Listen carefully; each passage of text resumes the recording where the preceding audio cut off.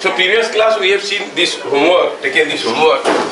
इसमें हमें पूछा गया था कि कोई एक पेंडुलम है जो 5 kg का है, उसको खींच के इस पोजीशन में लाया गया बाई ए फोर्स F।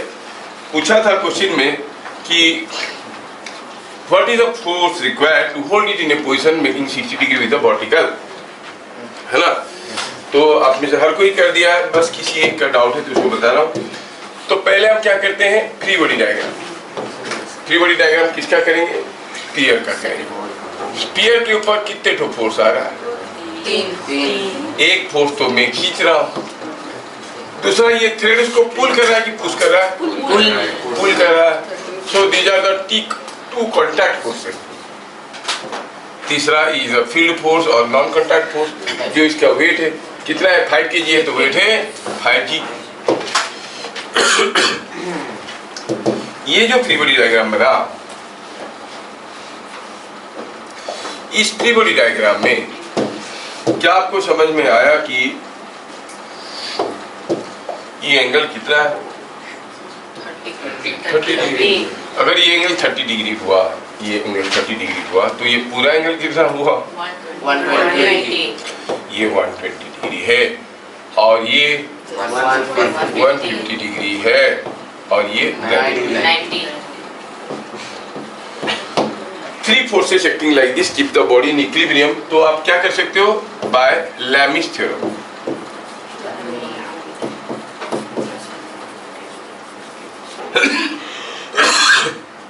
क्या लिखेंगे? T by sine 90 is equal to F by sine opposite angle 120 is equal to 5g और 50 bye sine 150।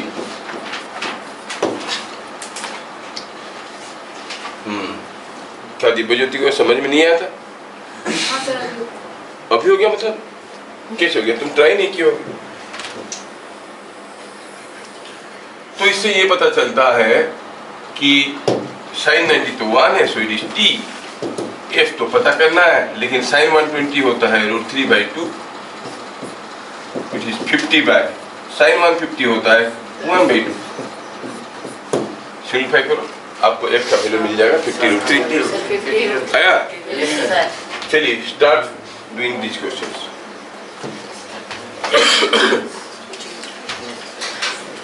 A boy is hanging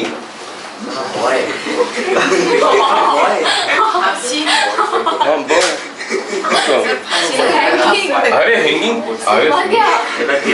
by his 2 hands। Boy is hanging by to his 2 hands from a horizontal bar।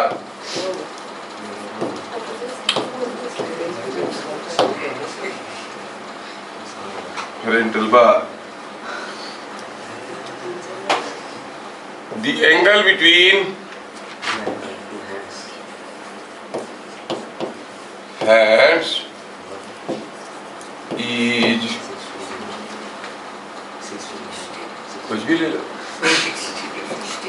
60 degree. जो तुम लोग बना question क्या है? 60 degree. If mass of boy कितना हो? Mass of the boy is 40 kg, find force in each hand।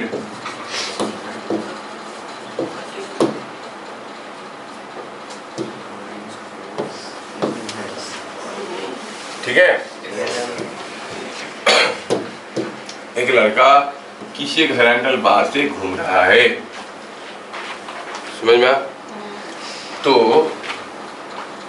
वो जो पहली बार इसको किया था ना, एक लड़का हमारे क्लास में ही था, वो ऐसे बनाया था। एक लड़का झूल रहा है हैंगिंग, ऐसे करके बात किया।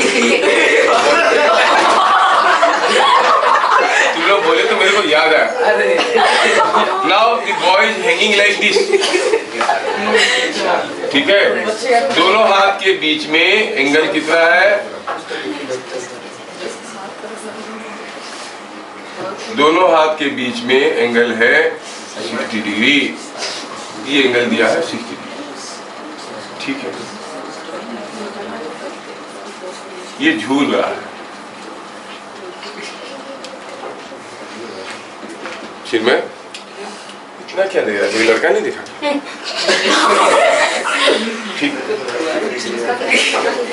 ठीक है, लड़का का वेट दे दिया। Next question, in figure shown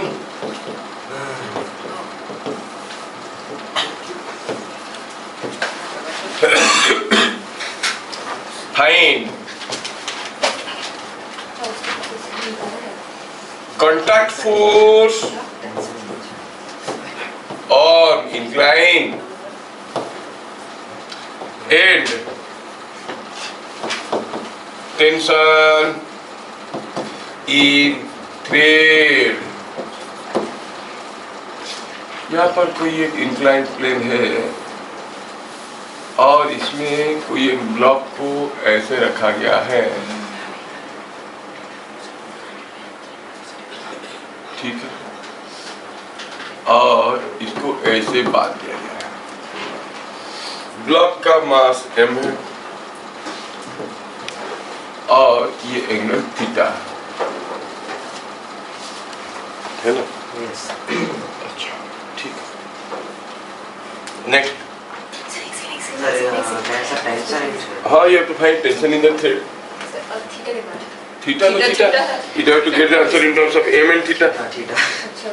ठीक है? उसका मास है। सर वेट नहीं, mass. Next, here is an arrangement like this.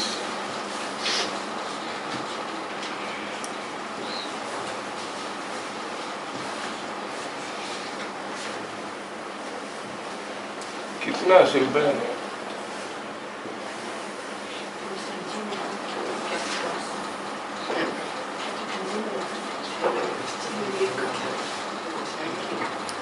Sir mass KG में था कि न्यूटन में? मास केजी में होता है।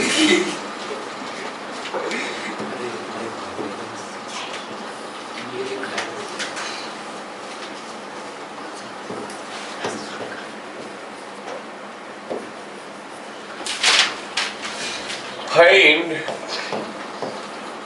M for equilibrium. Find M for equilibrium. Given that pulleys are massless, मतलब इनके मास काफी कम है, बहुत कम है, तो ये 8 kg का मास झूल रहा है, तो इनको ये ऐसे पकड़ के, समझ में आया?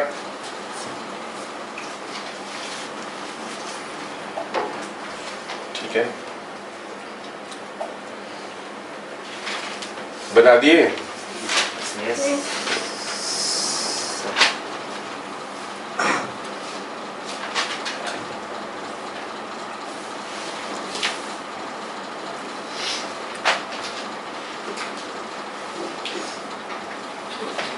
हो गया?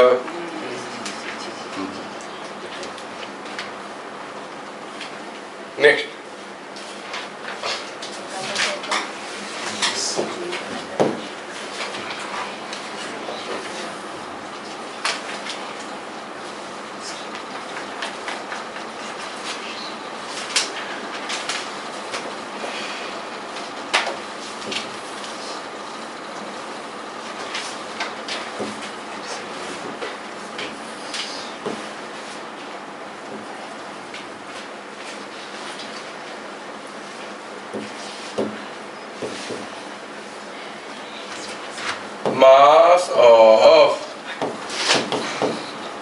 pulley A is 10 kg.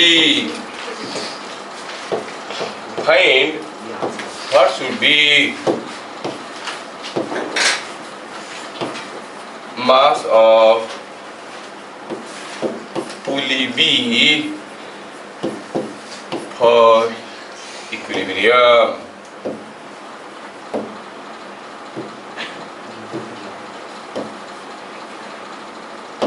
Sir वो साइड वाला पुली का गया मतलब ऊपर वाला ट्रायंगल वाला। मासलेस इसका वेट जान के क्या करोगे? तो ऊपर बंधा हुआ है, अच्छा ये तो ऐसी स्टेबल है, गिरेगा क्या? नहीं, ये दोनों ऊपर नीचे हो सकते हैं। तो इसका मास दिया है 10 kg, इसका क्या होना चाहिए कि सब कुछ हवा में लटका हुआ मिलेगा।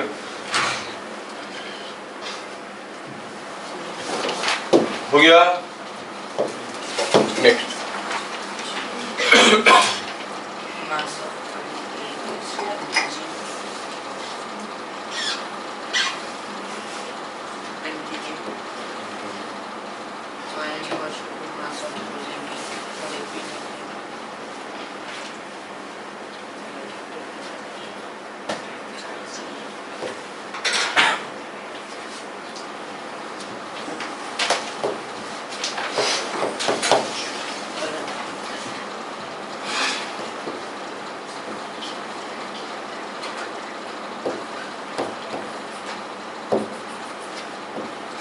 क्या क्वेश्चन समझ में आ रहा है?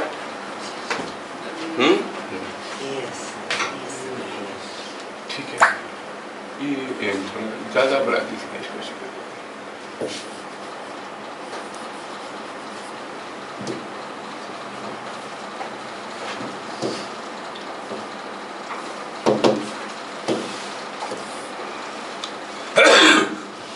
Find M for equilibrium. M कितना होनी चाहिए ये इक्विलिब्रियम में रहेगा? समझ में आया?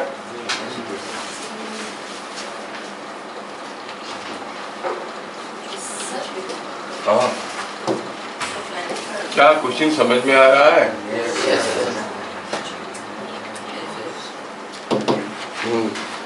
बोलो, क्या बोल रहा है? कुछ नहीं, कोई बीच में सरसरा रहा। Equilibrium find M। किसका क्या बोला? किसका मास बताएंगे? 2 kg का कि M का? क्या गधा है इसे? 2 kg दिया है। ये पूछो। फाइंड, ऐसा क्वेश्चन कभी सुने हो? सर किसका मास निकालना है? 2 kg का कि M का? बोलना है 2 kg। भगवान, find M for equilibrium.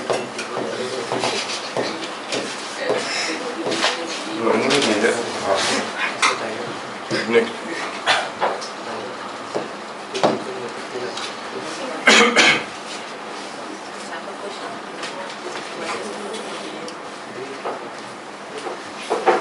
A meter stick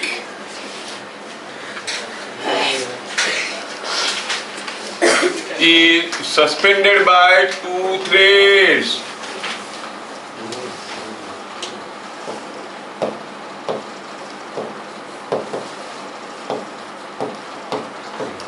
A meter stick is suspended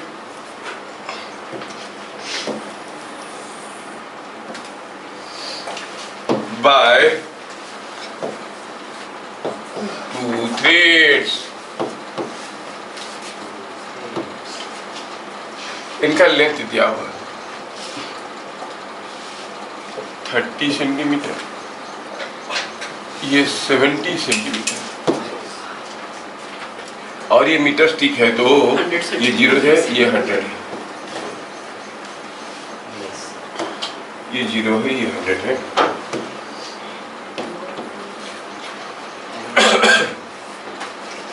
ठीक है। A vertical drawn from the point of suspension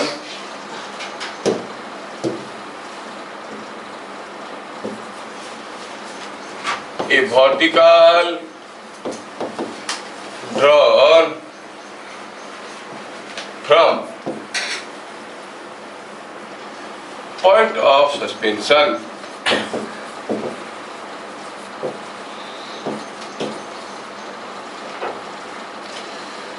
cuts the uniform stick at x centimeter mark। Question समझ में आ रहा है? Find x।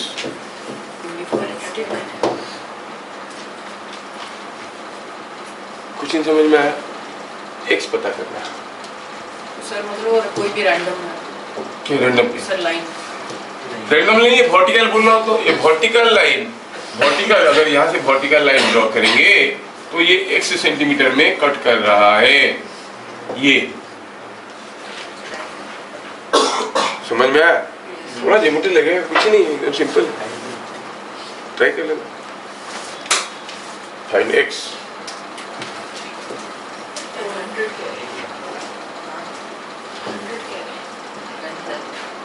ये metre stick है ना, ये 0 सेंटीमीटर मार्क है ना? ये 0 सेंटीमीटर मार्क है, ये 100 सेंटीमीटर मार्क है, और पूछा ये 1 सेंटीमीटर मार्क कितना है। ठीक है, you can do find x।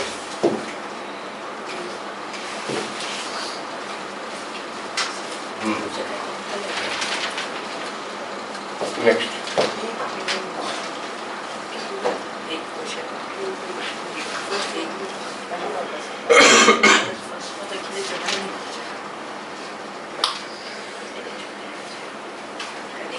ठीक है, ये कोई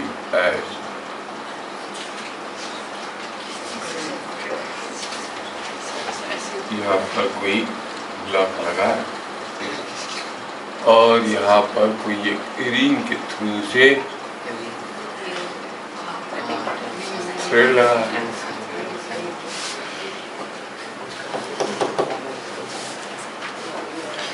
और दिया क्या है इसमें?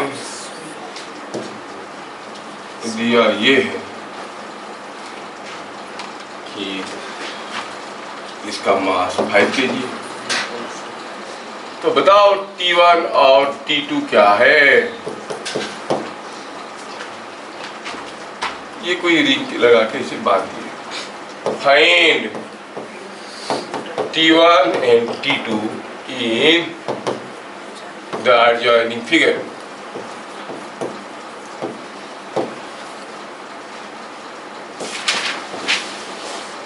क्या बात समझ में आ रहा है? बड़े खतरनाक क्वेश्चन से आप लोग ट्राई करो,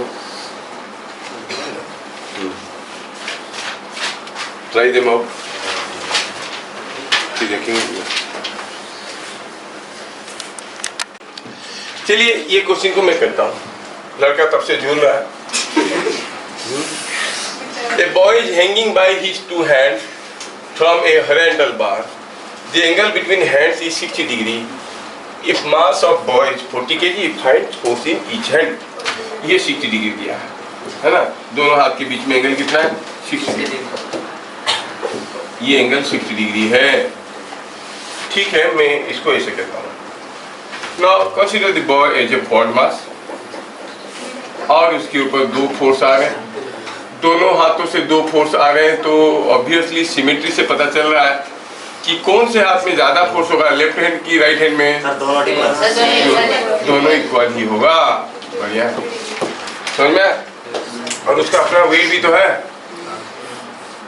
ठीक है, ये हो गया 40G और 400 न्यूटन। ये एंगल दिया 60 डिग्री। सॉल्व करने की पहला तरीका, फास्ट मेथड। मुझे एफ पता करना है। I can make use of Lami's theorem. Yes sir. है ना? तो bye Lami's theorem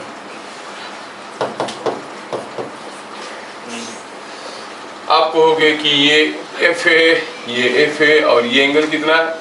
150। No no, 1 ये 30, हाँ 150, राइट? है ना?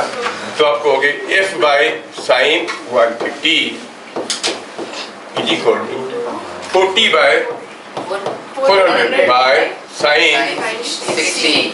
हाँ 150 होता है ये 150 होता है sin 150 1/2 so it is 200 2f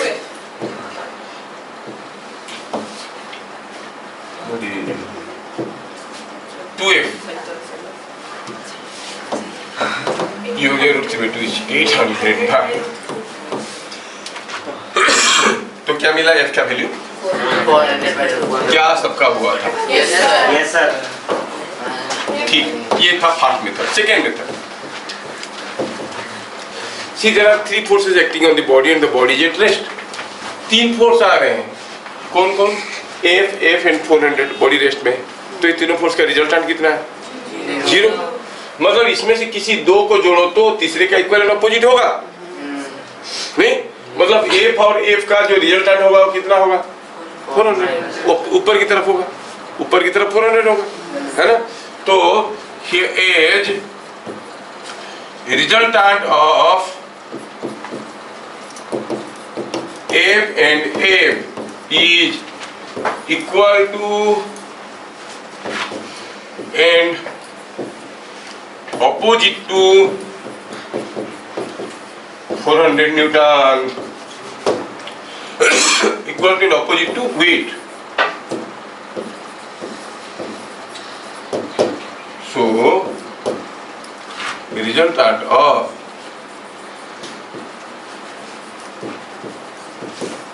F and F is F and F का resultant is 400 Newton. अगर ये बात है तो F और F का रिजल्टेंट क्या होगा भाई F स्क्वायर क्या ट्रायंगल लॉ याद है 2F cos 120 सॉरी क्या एंगल था दोनों के 60 था F और F के बीच में एंगल क्या था 60 whole over is equal to कितना हुआ 400 और मैं आप लोगों को एक टेबल दिया था अगर याद रखे होते तो फटाफट कर लेते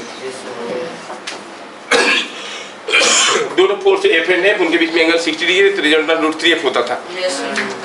हाँ तो आप निकालो value it will be coming out to be √3f is equal to 400 और f इज 400/3. Yes, sir. क्या बात समझ में आया Yes, sir. तीसरा मेथड तीसरा. Third method for the body or boy to be at rest upward force must be equal to इधर का फोर्स डाउनवर्ड फोर्स है कि नहीं Yes, sir. ये सबको मालूम है इसमें कोई दुराय नहीं है थोड़ा लड़के को ध्यान से देखो ये जो लड़का है देखो भाई ये इसका वेट है 400 न्यूटन यहाँ पे कोई फोर्स F है यहाँ से कोई फोर्स F है the hands are making 60 degree with each other मतलब each of these angles are 30 degree है ना ठीक है अरे भाभी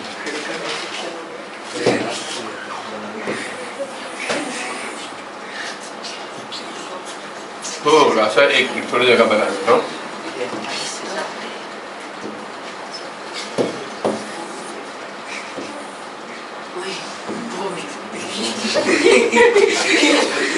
खाली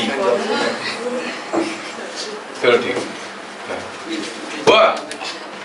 अब देखो अपवर्ड फोर्स कौन है क्या ये वेट अपवर्ड है कि डाउनवर्ड है अपवर्ड ये तो अपवर्ड नहीं है हाथ तो ऐसा है लेकिन ऐसा होते होते ऊपर की तरफ भी खींच रहा है नहीं खींच रहा है उसको क्या कहते हैं ये इधर खींच रहा है component of F in the vertical direction है कि नहीं Yes, sir. तो हम कहेंगे अपवर्ड फोर्स क्या है अपवर्ड फोर्स ये है component of F in upward direction it is component of F in upward direction is equal to weight in downward direction. क्या बात समझ में आ रहा है? Yes, sir. समझ में आया? Yes, sir. यस। अच्छा ठीक है, what is the component of force in the upward direction? Sin theta. दो फोर्स थे ऐसे, ये दोनों एफ थे, और ये एंगल कुछ 30 डिग्री था, और ये लड़का झूल रहा था, उसका वेट ऐसे था 400 न्यूटन। तो आप क्या कहोगे? एफ का अपवर्ड कंपोनेंट कितना होगा? ए cos 30। खाली ये सिर्फ है क्या है? इसका भी तो है ए cos 30 और इसका भी एफ cos 30। दोनों फोर्स का अपवर्ड कंपोनेंट कितना है? एफ cos 30 और डाउनवर्ड तो हो गया ये cos 30 कितना होता है? √3 f/2 plus √3 f/2 is equal to 400, that is √3 f 400 f is equal to 400 by। √3. क्या बात समझ में आया? क्या बात समझ में आया? Yes, sir. Yes, sir. तो इसको मैं 3 अलग अलग तरीके से किया। देख लो, फर्स्ट हुआ लेमिस थ्योरम जो आपका आसान है, दूसरा हुआ using the resultant of this two must be equal to and opposite to this, तीसरा हुआ the upward component must be equal to downward component, but with rest upward force must be equal to downward force. Upward force हुआ components of this forces, downward force तो हुआ wait. ठीक है, अब ये question को ट्राई करते हैं। पहले ब्लॉक का 3 बॉडी डायग्राम बनाएंगे। First you go for the 3 body diagram. तो ये इंक्लाइन प्लेन है, इसके ऊपर ये ब्लॉक रखा गया है और ब्लॉक के ऊपर कुछ फोर्सेस आ रहे हैं। एक तो हुआ कांटेक्ट फोर्स, थ्रेड इसको पुल कर रहा है कि पुश कर रहा है? पुल कर रहा है। यही तो गड़बड़ की है, कुछ लोग नीचे की तरफ दिखा दी, is if the thread is pushing, है कि नहीं? कौन कहता है ऐसे अभी?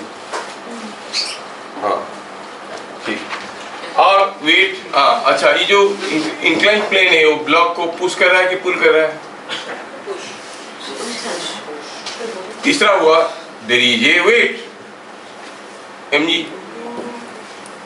इनमें से ये जो टेढ़ा फोर्सेस है ये कितना टेढ़ा है जानना जरूरी है। ये टेढ़ा है तो कितना टेढ़ा है, ये टेढ़ा है तो कितना टेढ़ा है कि नहीं? अच्छा, ये एंगल कितना है? Theta. और ये 90 माइनस थीटा होगा कि नहीं होगा? अच्छा चलिए, अब ये हो गया 3 बॉडी डायग्राम। एक बार 3 बॉडी डायग्राम बना, हम लोग क्या करते थे? Point diagram. Assume that the body now all forces are concentrated at the common point। तो चलो तीनों फोर्स को दिखाते हैं। सारा फोर्सेस, एक तो हुआ ऐसे, कौन सा फोर्स है ये? mg। दूसरा फोर्स ए से, कौन सा फोर्स है ये? इसका कोई नाम दे दो, नॉर्मल रिएक्शन फोर्स आर। और एक तो हुआ थ्रेड जो खींच रहा है। क्या आप ये एंगल कितना है बता सकते हो? कौन सा? ये वाला एंगल 80 minus theta. क्यों 90 डिग्री? क्योंकि ये नॉर्मल टू द प्लेन है, that is parallel to the plane, है ना? अच्छा, 90 डिग्री। और ये एंगल कितना हुआ भैया? ये एंगल था 90 माइनस थीटा, ये था 90 माइनस थीटा, और ये 90 मिल गया तो हो गया 180 माइनस थीटा, है ना? और ये एंगल कितना हो गया? ये एंगल कितना था? ये एंगल था थीटा, तो ये हो गया 90 प्लस। Theta. समझ में आया? Yes. अब इसको सॉल्व करने में हो सकता है कि कुछ ट्रिग्नोमेट्रिक कंफ्यूजन आपको आ रहा होगा पॉइंट डायग्राम, लेकिन कुछ आइडेंटिटीज याद रखोगे तो चीजें बन जाता है। एक तो हुआ कि sine 90 plus theta, sine 90 plus theta होता है cos theta, and sine 180 minus theta होता है साइन थीटा। ठीक है, मैं तो ट्रिग्नोमेट्री आपको 0 से 90 बताया था। अब आप लोग बड़े हो गए तो थोड़ा थोड़ा एक्स्ट्रा भी सीख लो, है ना? ठीक है, तो sine 180 minus theta is sine theta. Now let us make use of Lami's theorem. R by Lami's theorem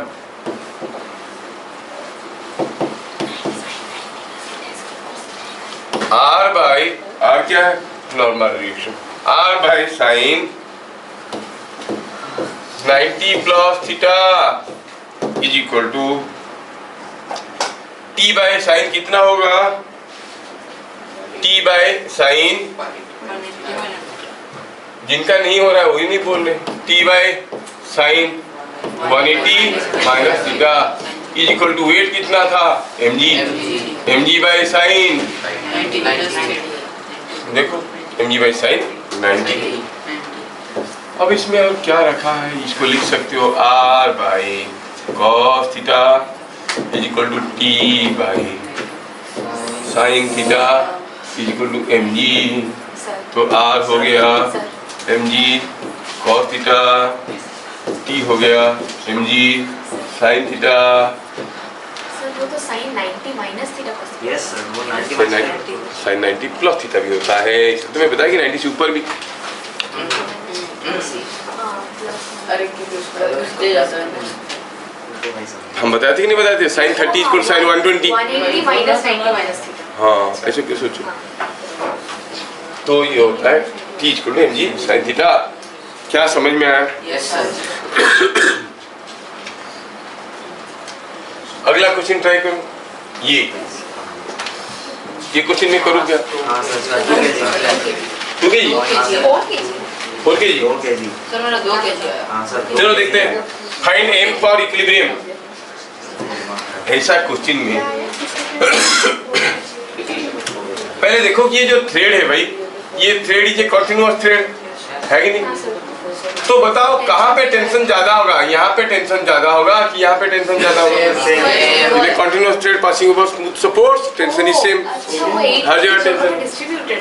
हाँ तो अगर मैं फ्री बॉडी डायग्राम करता हूँ किसका 8 kg का ये 8 kg का फ्री बॉडी डायग्राम मैं करने की कोशिश कर रहा हूँ 8 kg का फ्री बॉडी डायग्राम करूंगा तो इसको ऐसे ले आऊंगा What are the external forces? यहाँ पे कोई खींच रहा है यहाँ पे कोई खींच रहा है यहाँ पे भी कोई खींच रहा है ये सब खींच रहे हैं और नीचे खींच रहा है ग्रेविटी और ये रेस्ट में है कि नहीं और m के बारे में सोचो तो m kg के बारे में सोचोगे तो नीचे तो है mg लेकिन ऊपर की तरफ एक ही तो थ्रेड लगा है T क्या बात समझ में आया ये तो ये भी रेस्ट में है ये भी रेस्ट में है इसका फ्री बॉडी डायग्राम से पता चला upward force is equal to downward force इसका पता चला 4T is equal to 8G क्या मेरी बात समझ में आ रहा है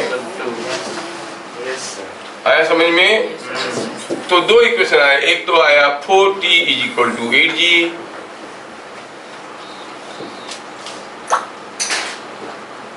ठीक है और दूसरा आया T is equal to mg तो मिलेगा solving m is equal to 20 newton और 2g और m is equal to 2 kg क्या बात समझ में आया यस सर यस श्रेष्ठा पूरा आया हाँ अगला क्वेश्चन अब वहां पर पुलिस मासलेस थे यहाँ पर पुली के मास है बोला है पुली ए का मास है 10 kg बी का मास कितना होने से इक्विलिब्रियम में रहेगा सर ऊपर वाले पुली का मास नहीं है ऊपर वाले पुली का मास क्यों चाहिए तेरे को अब कुछ भी रहेगा तो ये रेस्ट में रहेगा ही नहीं ऊपर बंधा है यही दोनों ऊपर नीचे होने का चांस है ना ये ऊपर नीचे हो सकता है क्या तो फिर उसके बारे में क्यों जानना चाहते हो उसका मास कुछ भी हो तो बना हुआ है तो अब ए का फ्री बॉडी डायग्राम करते हैं फ्री बॉडी डायग्राम ऑफ ए क्या बता सकते हो जो ए वाला पुली है उसके ऊपर कितने ठो एक्सटर्नल फोर्स आ रहे ध्यान से देखो ज्यादा दिखेगा 4 कैसे देखो तो ये वाला थ्रेड खींच रहा है ना ये वाला थ्रेड खींच रहा है और ये वाला थ्रेड ये भी खींच रहा है और वेट भी है कितना 10 kg था तो 10G अच्छा कौन सा थ्रेड में टेंशन ज्यादा है सब में टेंशन बराबर है, एक ही थ्रेड है, तो अगर ये T है तो ये भी T है, ये तो T है। सर 2 kg आएगा। Yes yes yes. Now upward force is equal to downward force. तो अपवर्ड फोर्स क्या है? 2T, downward T plus 100, 10G is 100, तो इससे पता चला T इज 100 न्यूटन। टेंशन मिल गया 100 न्यूटन, समझ में आया? अब ये जो रखा है हमारा बी के बारे में सोचिए। बी के लिए क्या हाल है? ये बी है, इसको 2 थ्रेड खींच रहे, एक ऐसा खींच रहा है, एक ऐसा खींच रहा है, इसका अपना वेट है, लेकिन बी के ऊपर तो यही हाल है, हुआ ना? अच्छा, तो अब इसमें ये हो गया T, ये हो गया T। Again for equilibrium of B, upward force is equal to downward force. Upward force क्या है? 2T, डाउनवर्ड mg, जबकि T कितना था? 100, so 2 into 100 is equal to mg। पता चला m इज 20 kg। क्या बात समझ में आ रहा है? Yes sir. हैं? हाँ, अभी देखो मेरे को थोड़ा तबीयत ठीक लगने लगा है। आ रहा है समझ में? Yes sir. अगला, ये बड़ा खतरनाक क्वेश्चन है। 6 kg, m का वैल्यू कितना होने से वो रेस्ट में रहेगा? What should be the value of m for equilibrium? और स्मिथ का कहना है कि ये 6 kg है। ठीक में समझ में आ रहा है बेटा? श्योर? हाँ। सर पुलिस मास्टर्स है। हाँ, पुली, जहाँ पर पुली के बारे में कुछ नहीं कहा गया, you assume it to be massless. त्रिकोणीय डायग्राम तो करो।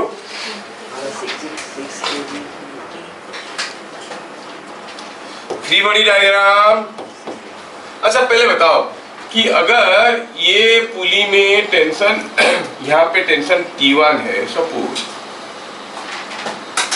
ये टेंशन T1 है, तो यहाँ पे टेंशन सेम होगा कि डिफरेंट होगा? सेम होगा। यहाँ पे टेंशन सेम होगा कि डिफरेंट होगा? डिफरेंट, क्योंकि ये एक थ्रेड है, ये दूसरा थ्रेड है। एक ही थ्रेड में हर जगह टेंशन बराबर होता है, समझ में आ रहा है?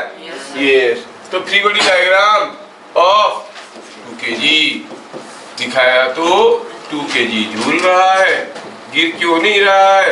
क्योंकि कोई टेंशन T1 है उसको, जिसको टेंशन हुआ रहता है वो लोग लटकते रहते हैं, बाकी लोग तो भाग जाते हैं। दोनों पिकनिक जाओगे, जो केटरिंग वाले को ऑर्डर किया होगा सारे सामान उसी को लेके आना है, टेंशन उसी का है, पता चला वही लटका हुआ है वहीं पे, बाकी लोग भागे, है कि नहीं? तो जिसका टेंशन है वो लटक रहा है, T1। तो क्या कहोगे? For equilibrium T1 is equal to 2G और 20 newton. Free body diagram of M, but before I go for free body diagram of M, इस पुली का नाम देते हैं P, FBD of P, pulley P। ये पुली P के ऊपर क्या क्या फोर्सेस आ रहे हैं? एक ऊपर की तरफ है और ये वाला थ्रेड भी खींच रहा है, ये वाला थ्रेड भी खींच रहा है, दोनों खींच रहे हैं। ये खींच रहा है कितने में? T1, ये T1। और यहाँ पे अगर मान लो टेंशन T2 है तो यहाँ पे टेंशन कितना है? क्या बात समझ में आ रहा है? Yes sir. ये थ्रेड में हर जगह टेंशन बराबर है। पुली अगर ये सब कुछ रेस्ट में है तो ये भी तो रेस्ट में है, इसका मतलब T2 is twice of T1। क्या बात समझ में आ रहा है? Now go to the free body diagram of M। Free body diagram of M, हमें M पता करना है।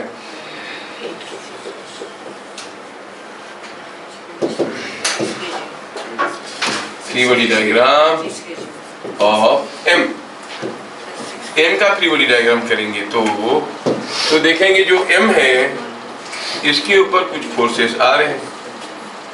कैसे है वो फोर्स mg,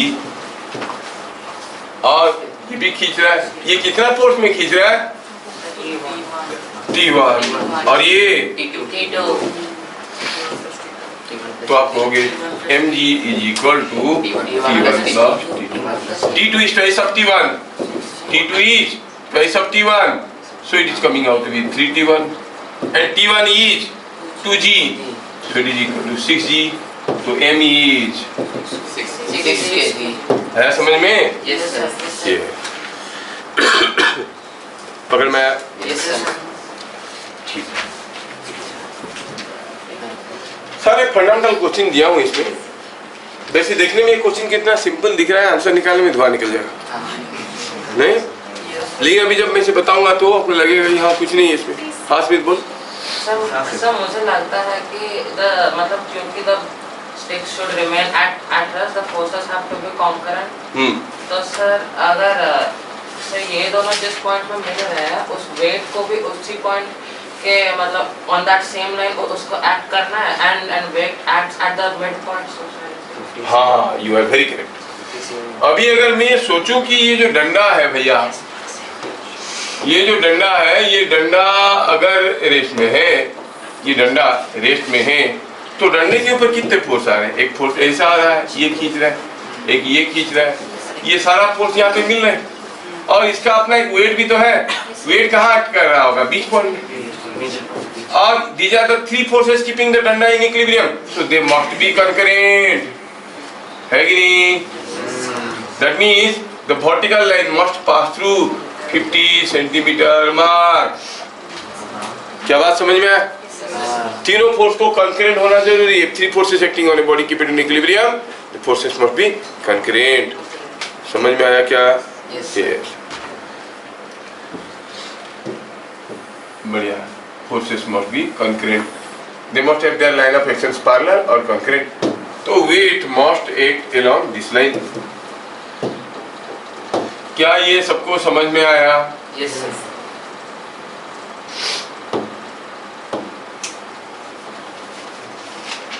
हाँ, weight को इसी लाइन से act करना जरूरी है। हो गया? Next.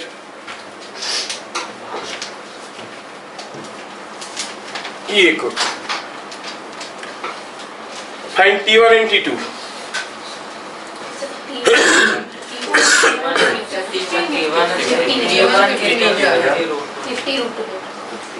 और T2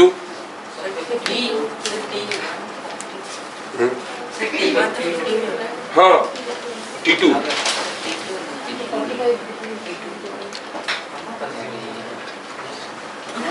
अभी अगर हम इस रिंग के बारे में सोचे, एक सेकंड सोचेंगे, सोचो एक सेकंड, सोचो एक सेकंड।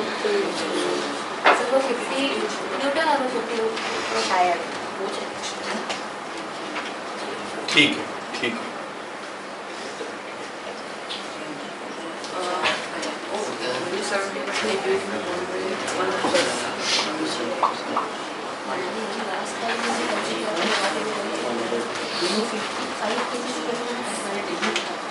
हो गया? सर ऑलमोस्ट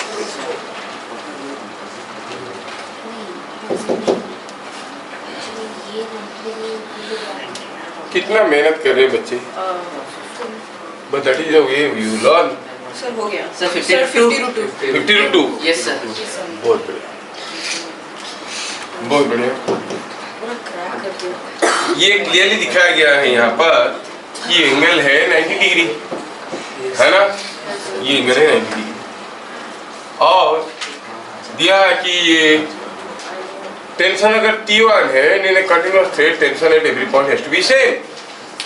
तो अगर free body diagram of ring देखेंगे, जो रिंग है ये भी तो रेस्ट में है। अब इस रिंग के साथ क्या हाल है? इसको कोई थ्रेड खींच रहा है T2, इसको इधर से एक फोर्स आ रहा है T1, और इधर से एक फोर्स आ रहा है T2। समझ में आया क्या? सॉरी, ये भी T1 है कि नहीं? तो एट इक्विलिब्रियम इन दोनों का resultant must be equal to an opposite to T2, है ना? T2 इज इन दोनों का resultant, T1 square root over कितना हुआ √2 इंटू T1, जबकि T1 कितना है, T1 कितना है, फिगर से देखो T1 कितना है, 5 kg के बारे में सोचेंगे तो ये T1 है, ये 5G है ना, तो T1 कितना हो गया, T1 इज 50 न्यूटन। क्या बात समझ में आया? Yes sir. ये सबको समझ में आया, तो ये हो गया 50√2 न्यूटन, ठीक है।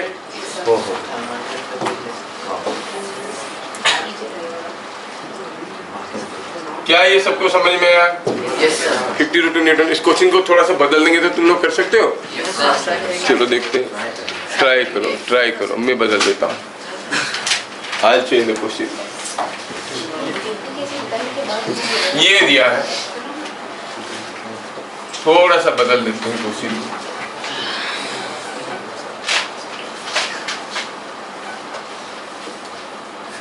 यहाँ पे कोई एक ब्लॉक घूम रहा है और कोई थ्रेड यहाँ से लगा, ठीक है।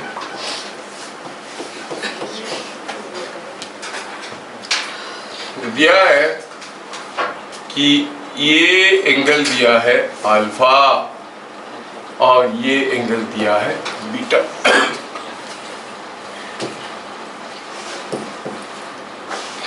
क्वेश्चन समझ में आया? ये find if alpha is 20 degree, find beta। मतलब सारा जो कंसेप्ट में बताया उसको यूज करने की कोशिश करो। अल्फा 20 डिग्री है तो बीटा कितना है बताओ? अल्फा अगर 20 डिग्री है तो फाइंड बीटा। 20 डिग्री। हाँ करो, आप लोग कर सकते हो, यू कैन थिंक।